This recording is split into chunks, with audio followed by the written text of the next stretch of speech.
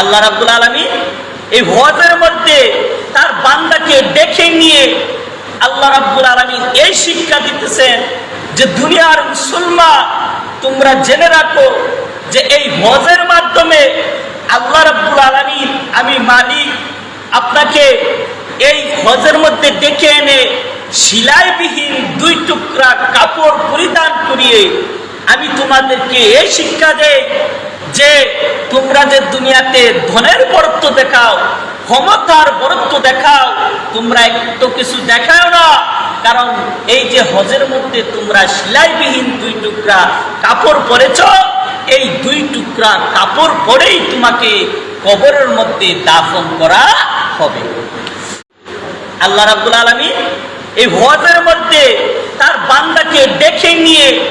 আল্লাহ রাব্বুল আলামিন এই শিক্ষা দিতেছেন যে দুনিয়ার মুসলমান,